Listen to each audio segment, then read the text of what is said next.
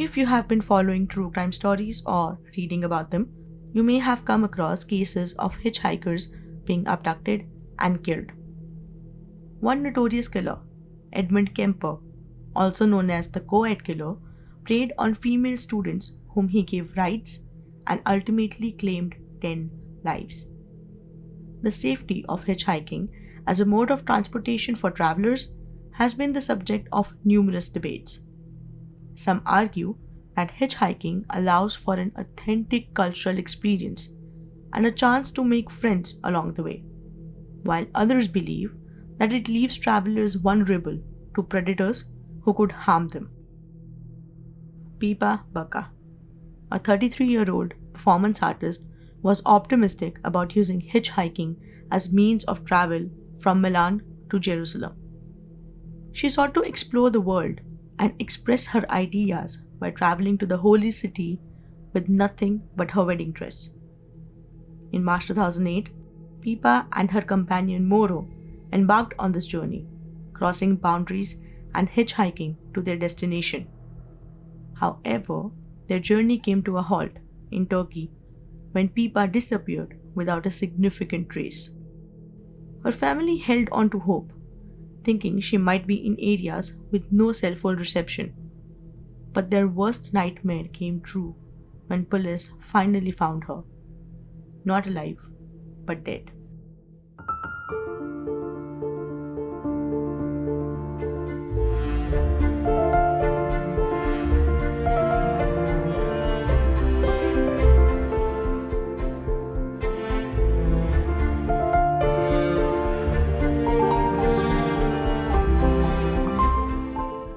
If you have been following the previous episodes of Shades of Macabre, you might recall the gruesome case of Janjira Ploingansri from Thailand, who was brutally dismembered by her boyfriend simply because he couldn't accept her rejection.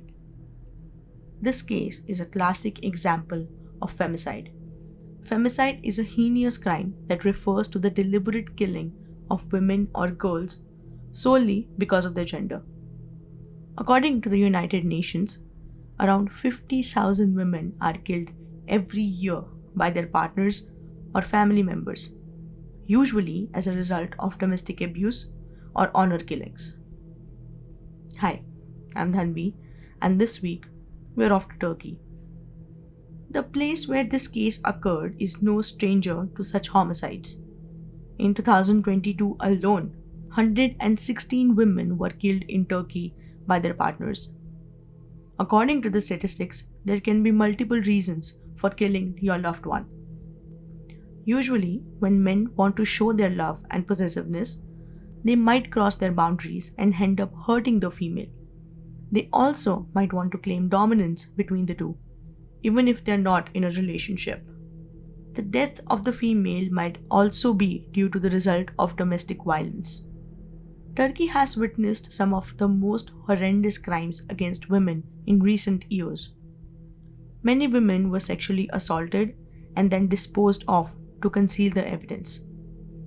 Their bodies were burned, left naked in ditches, or brutally stabbed to death. Every few years, a case like this would shake Turkey, causing a stir among the female population, who demand safer environments and stricter punishments for perpetrators. And that's precisely what happened when Pippa Bacca's story came to light. Giuseppe Pasqualino di Marino, known as Pippa Bacca, was a 33-year-old Italian performance artist, activist, and pacifist. Her work focused on ecological issues, kindness, and social responsibility, and she sought to depict femininity through her art, gestures, and images. Born in 1972, she was inspired by her maternal uncle, Piero Manzoni, to pursue an art career, becoming a performance artist from a young age. In one of her exhibitions, named The Moon in the Well, she replicated the phases of moon cycle in 14 different frames. With the idea of showcasing femininity in her work, she represented it using the connection of lunar and menstrual cycles, which naturally overlap. And this is just one of the exhibitions we are talking about. Bacca was always interested in talking about the women's body, communicating that they are a source of life as well as a mysterious identity.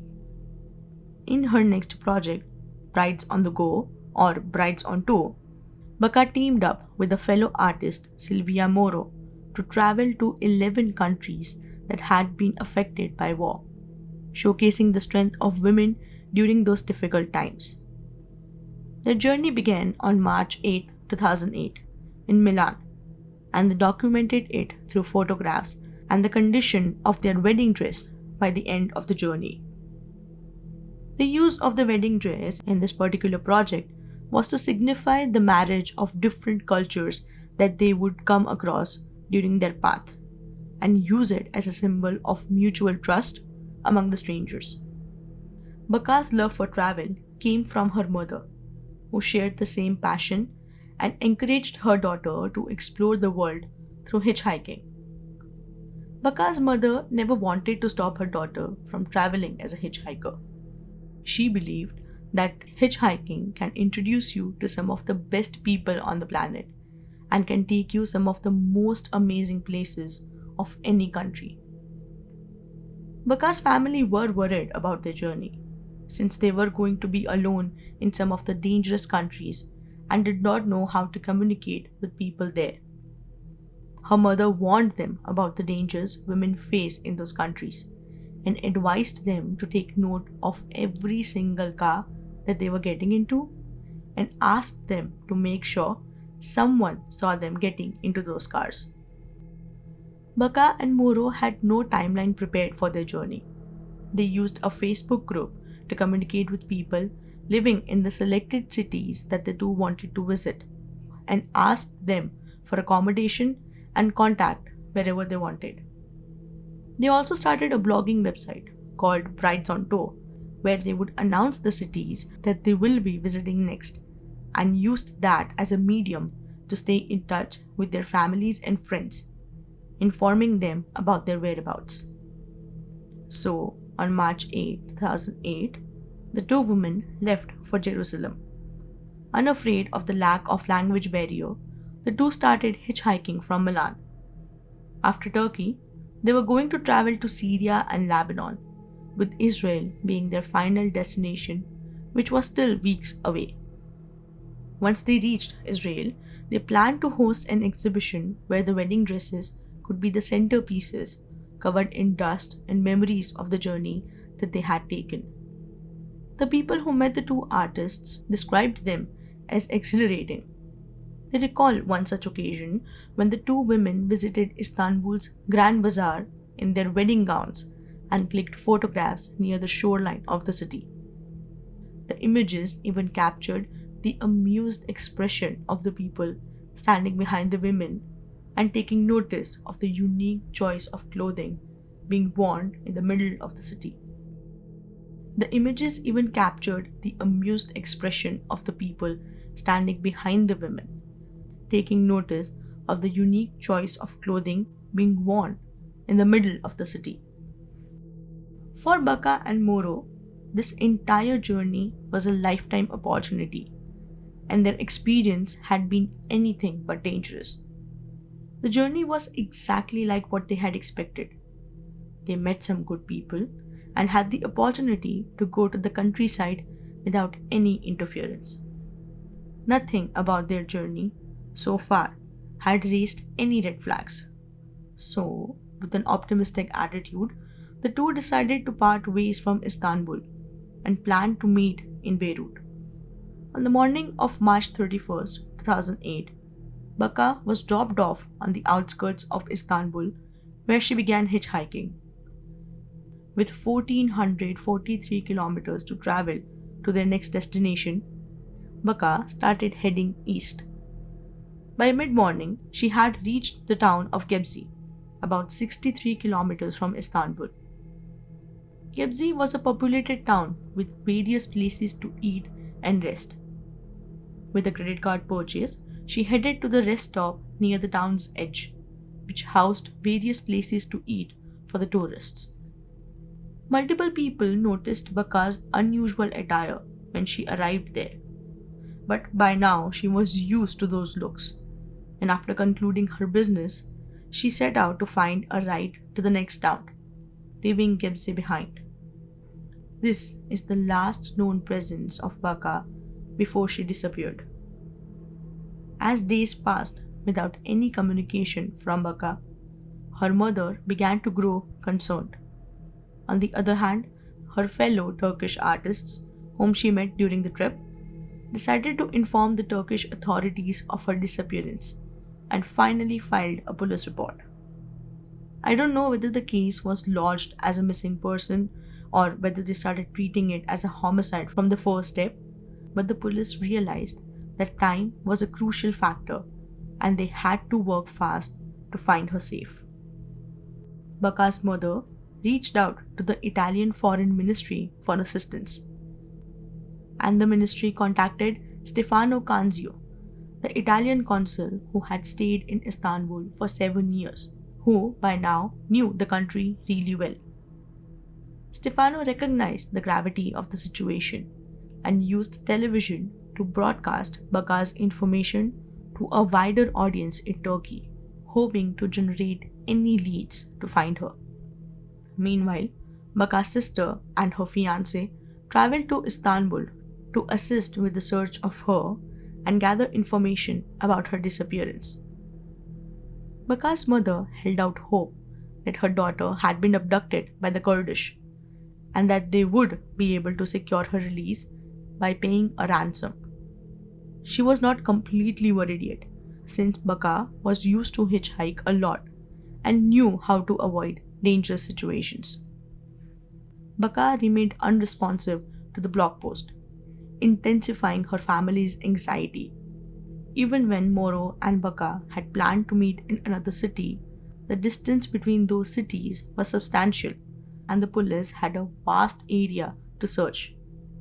Although multiple witnesses spotted Bacca at the rest stop, they couldn't recall the number plate or the car's make, which ultimately led to no suspects whatsoever. That did change when her cell phone was activated with a SIM card, which helped police pinpoint the location, and they quickly left their stations to reach the destination. The killer did not realize that SIM card would allow the police to track its location, even if he had dismissed her original SIM card. Murat Karatas is a 38-year-old truck driver who lived in the city of Gebze. With a few criminal records, Murat had been sent to jail for theft and rough driving. He was married though, but still lived in a small apartment with another woman, not far from the rest stop, the same one where Bacca was last seen. Police discovered that Bacca entered Murat's car at the rest stop. He convinced her to take an alternative route to reach their destination faster. Nonetheless, Murat convinced her to trust him, using her vulnerability to his advantage. This did raise alarms in Bacca's head, but Murat assured her that he knew what he was doing. The roads Murat drove on were winding and treacherous. Even if someone was fearful for their life, jumping out of the car would have caused a lot of damage. Additionally, if any cars passed by, they wouldn't have heard or seen any cries for help. When police traced his location and arrested him, he quickly confessed to his crime. He told the police that once he picked up Bacca at the truck stop, he drove her to a remote part of the reserve where he sexually assaulted her and then strangled her. Murat told the police that Bacca was dead within an hour of meeting him and admitted that he did not regret what he did to her. So, on 11th April 2008, a month after they had started their journey, the police found the assaulted and strangled body of Pippa Bacca in some bushes near a city which was 300 kilometers from Istanbul. She was found naked and her body had already started decomposing. They also found her wedding dress lying near the location, full of twigs and dirt. Using the DNA samples that were collected from the wedding dress, police found out that multiple people had raped Bacca, despite Murad denying the accusation and repeatedly confessing that he was the only one responsible for the crime. To throw the police on the wrong track, he stated that on the night of the murder, he was under the influence of drugs and did not remember anything. Despite multiple DNA samples, no one was ever arrested for the murder of Pippa Bacca except for Murad. On 25th June 2008, Murad was found guilty of Bacca's death. He received a life sentence for the murder, 7 years and 6 months for rape charges, 5 years for restraining a person's freedom, and 1 year and 8 months for theft. Throughout the trial, Murad maintained his innocence, completely changing his statement from the time of his arrest. After the verdict was handed down, he shouted and left the courtroom, proclaiming his innocence and blaming others for the crime. Since Bacca's disappearance and death were heavily talked about in the media, the newspapers in Turkey published her news on the front page with headlines such as, quote, "We are ashamed," unquote. Turkish President Abdullah Gül even contacted the President of Italy and expressed his condolences. Bacca returned to Milan after the case reached the desired verdict. With hundreds of people gathered at her funeral, a lot of them expressed their sadness for the loss of a pure soul who just wanted to talk about peace and showcase the dangers women faced, which sadly and ironically claimed her life in the end. In an exclusive article by LA Times, written by Laura Kind, Bacca's mother commented that a monster like Murad can be found everywhere, irrespective of the choices that her daughter made. The death of Bacca ruined the image of Turkey as well. In the run to be the part of the European Union, such a case had tainted their image and damaged their reputation. Multiple women walked the streets of Gebze, expressing their concerns for the safety of women in the country, as well as demanding a severe sentence for men who are responsible for sexual assault. Moro promised to finish the entire journey to pay tribute to her friend. I don't know whether the exhibition was held in Israel or if she finished the entire journey to Israel, but the images of their journey till the time Bacca was alive are still available on the internet. A French filmmaker, Joël Kurtz, directed a movie named The Bride, showcasing her journey to the world and depicting her ideologies throughout her life.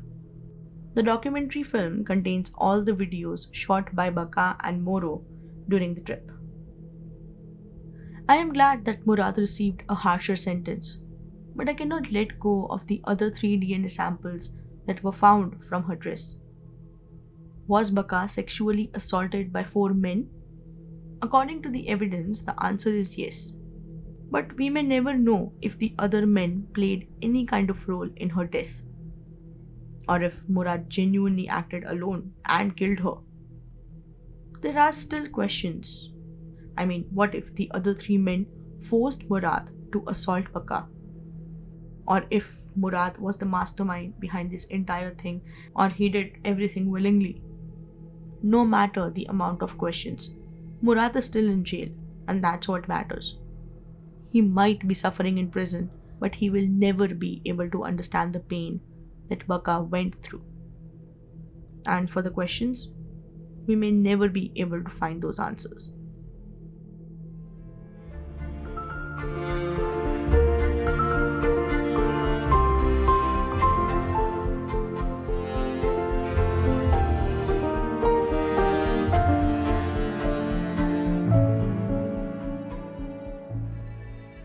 Thank you for listening to this episode of Shades of Macabre.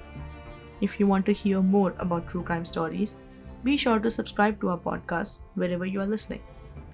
You can find images related to the cases covered on the podcast on our Instagram and Twitter at Shades of Macabre. Follow us on social media to receive updates on other episodes and let us know if there's a case you want us to cover. Shades of Macabre will be back next week. Till then, Take care and be safe.